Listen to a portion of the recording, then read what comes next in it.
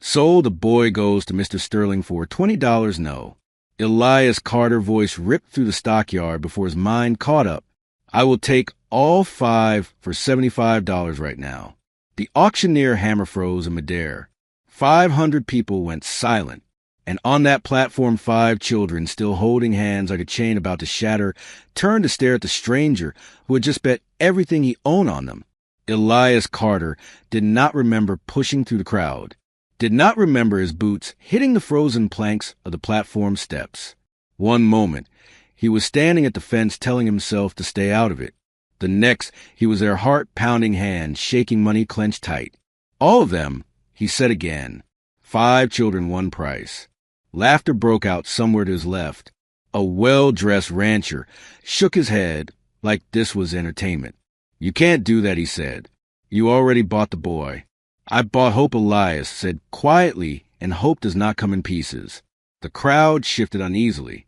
Whispers rolled like wind through dry grass.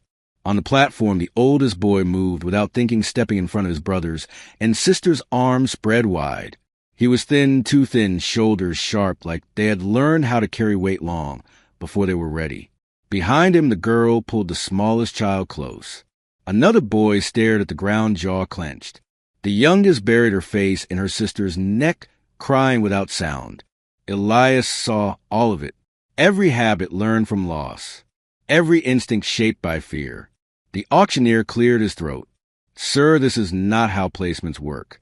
Then why does it look like an auction? Elias snapped.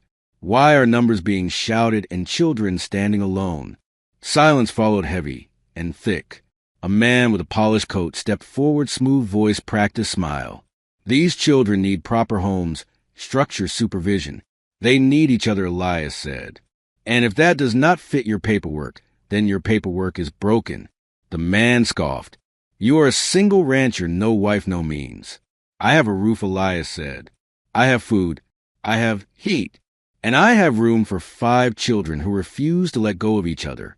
The oldest boy lifted his chin, eyes locked on Elias like he was searching for cracks. For lies. For the moment, kindness turned into cost. For how long, the boy asked. The question landed harder than any punch. For how long? As if this was just another stop on a road that never led anywhere. Elias swallowed. He thought of his empty cabin, the single chair by the fire, the quiet that screamed at him every night. For as long as you need, he said. The boy did not move. Adults had said those words before. You don't know what the boy said. We could be trouble. Then we will learn together, Elias answered. I am not afraid of hard work or hard days. Snow began to fall soft at first, catching in dark hair and worn coats. The crowd waited for something to break. Slowly the boy reached out. His hand was cold, rough, scarred by labor no child should know. He took Elias' hand and did not let go. Jonah, he said. Elias nodded. All right, Jonah. One by one the children stepped down from the platform, still holding hands, still braced for loss. Elias stood there, money gone, future uncertain, winter coming hard, and yet for the first time in years the weight in his chest felt like purpose instead of grief. He led them away from the stockyard toward a wagon waiting in the snow, toward a road that would not be easy, toward a life that would demand everything. Behind them the crowd slowly returned to noise. But something had changed. 5 children were still together, and a lone cowboy had just found his reason to keep breathing. The wagon creaked as it rolled away from the stockyard, wheels groaning under fresh snow, and old Elias Carter kept his eyes on the road ahead, because if he looked back too long, he might doubt himself, and doubt was a luxury he could not afford now. Behind him, the 5 children sat pressed together the same way they had stood on the platform, Jonah at the back, watching everything grace, holding the smallest girl, close 2 boys wedged between them, silent, alert, ready to bolt if the world shifted the wrong way. No one spoke for a long time.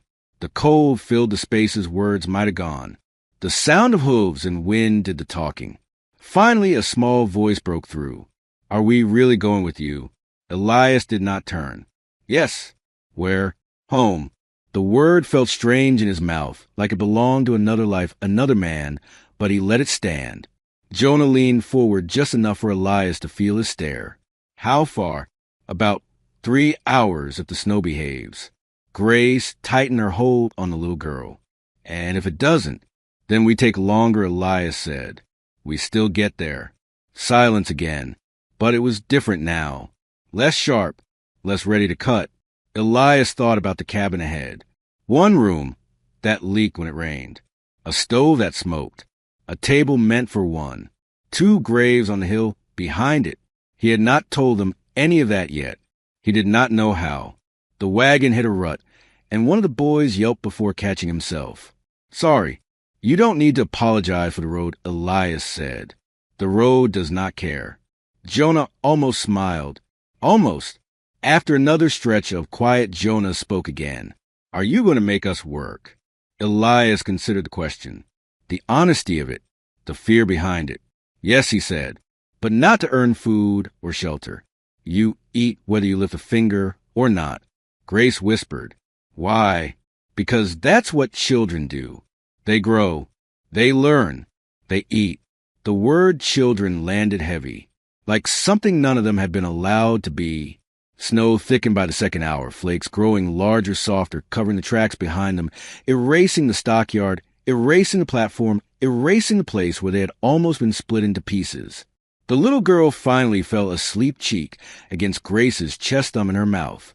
One of the boys leaned into Jonah half asleep himself.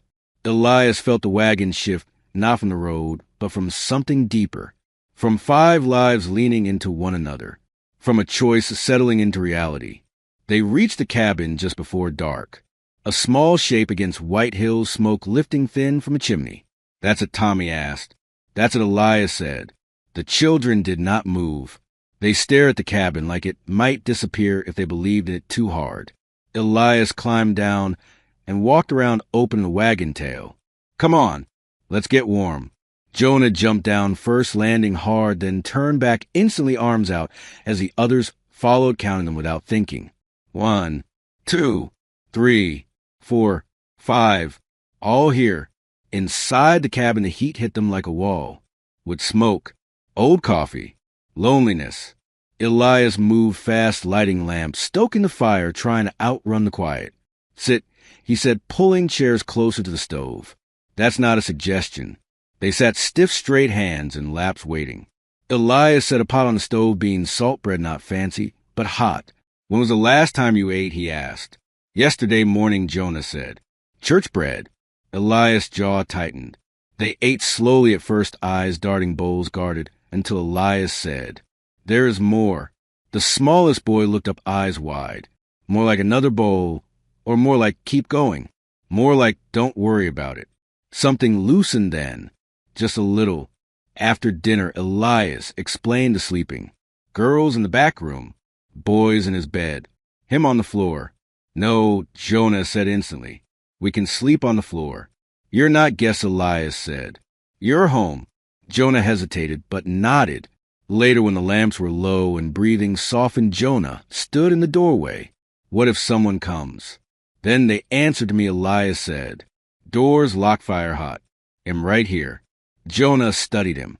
How do you know? Because I already lost a family, and am not losing another.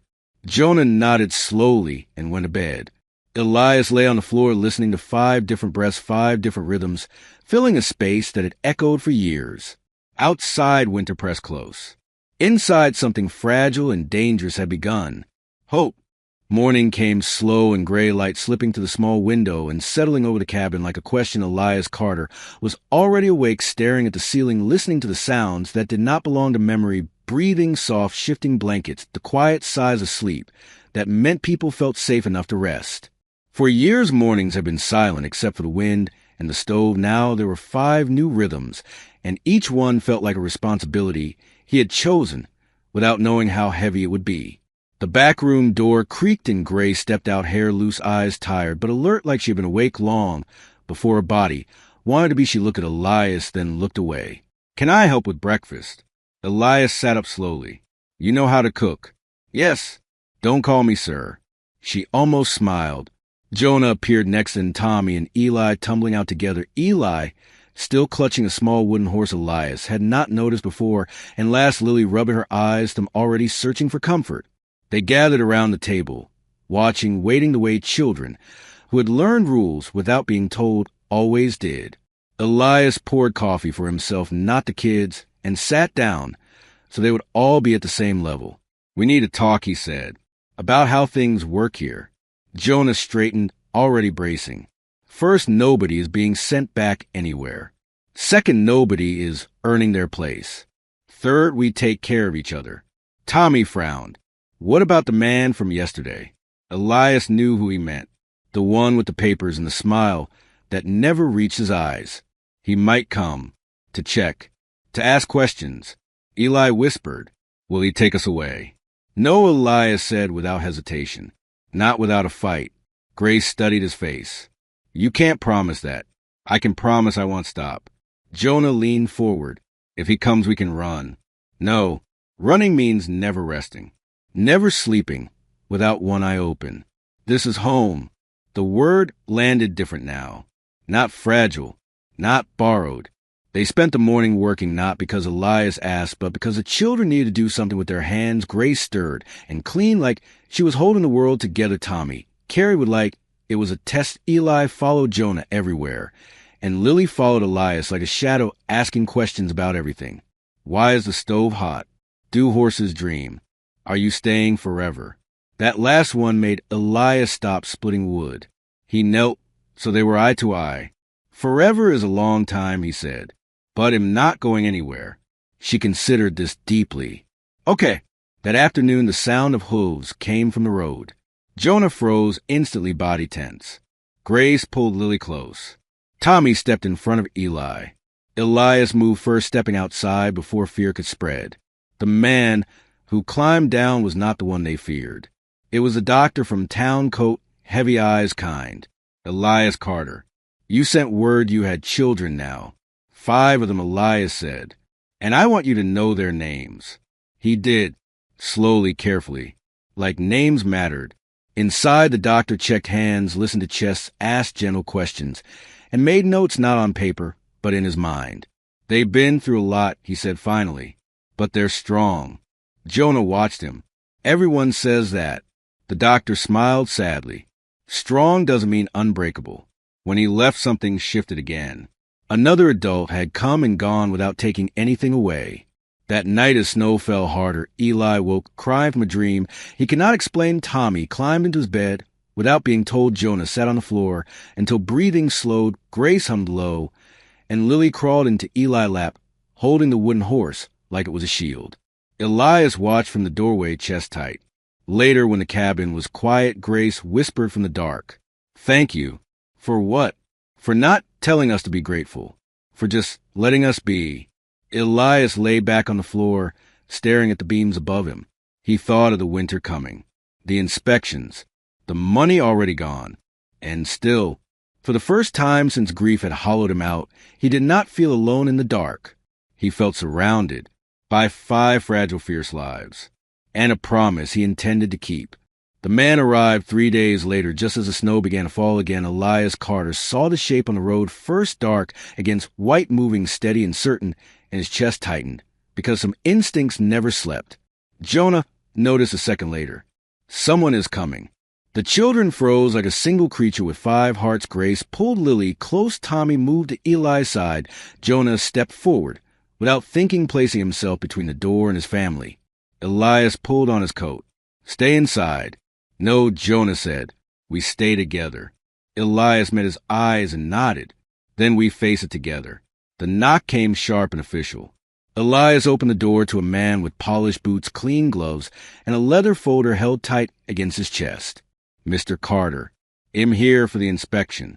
"Come in." The warmth of the cabin hit the man immediately, and his eyes flicked around, noting everything: the stove, the table, the beds, the children standing in a tight line like they were waiting for a verdict.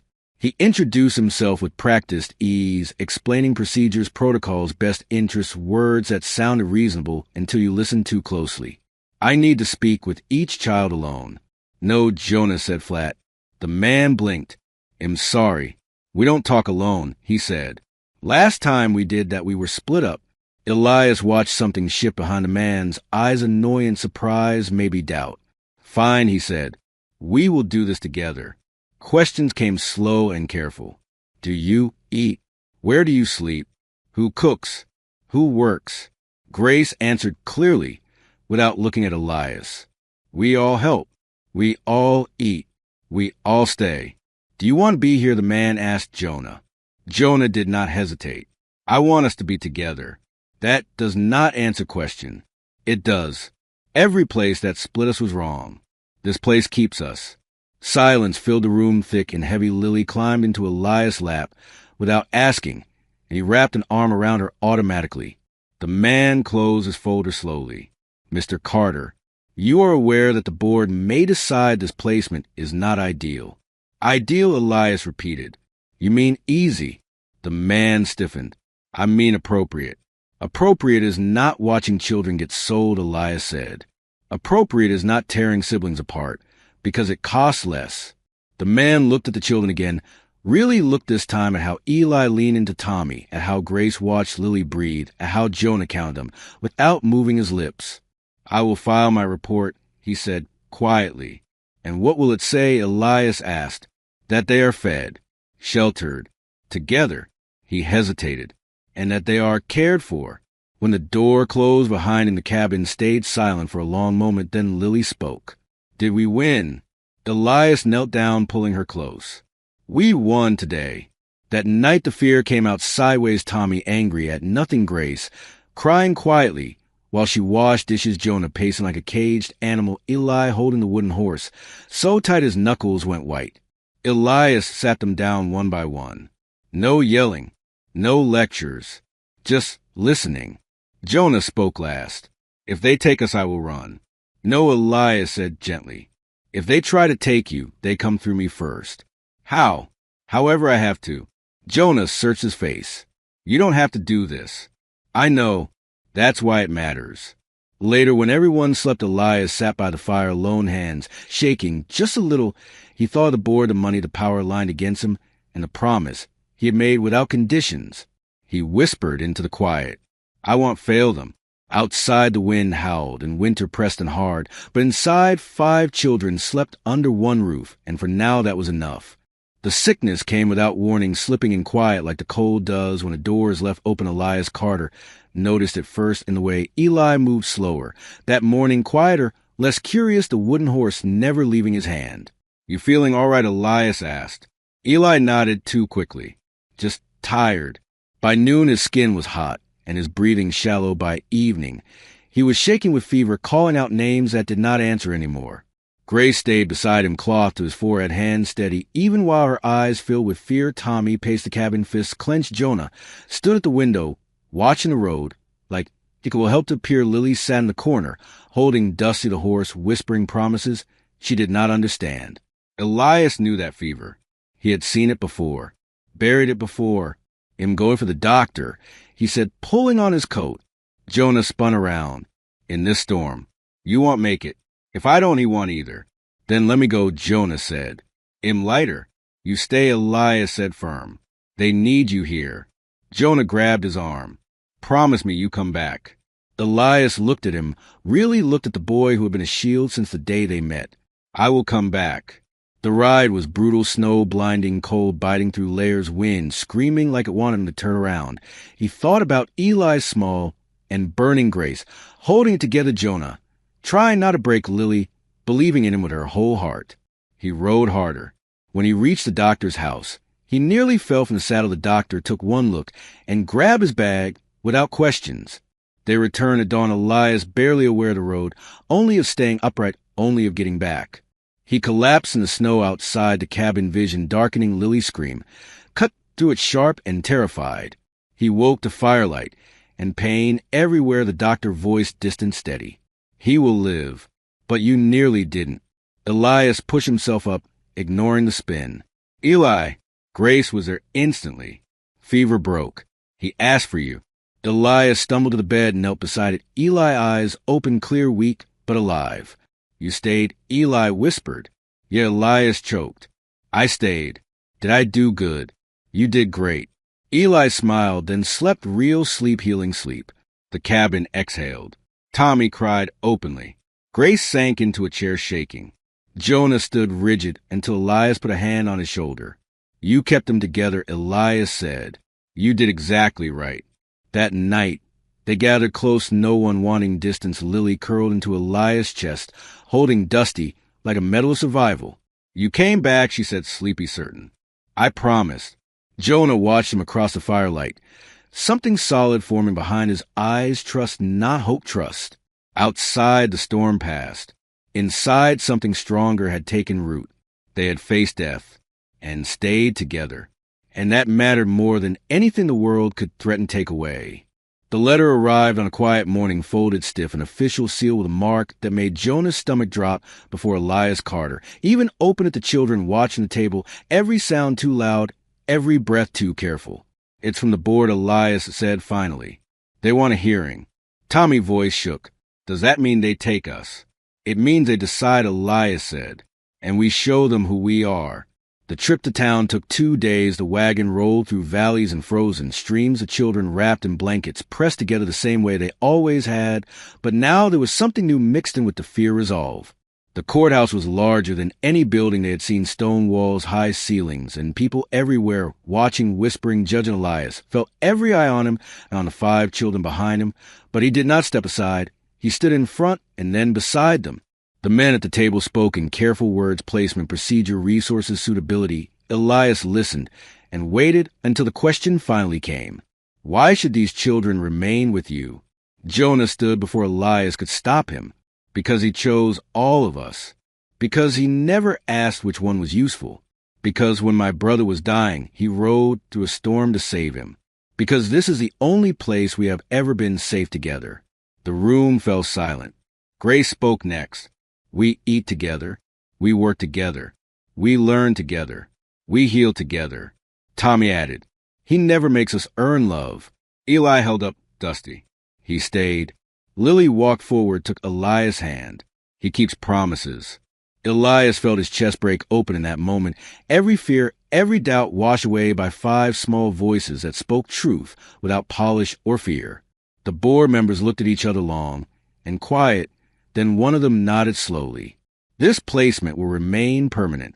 The words landed soft and heavy and real.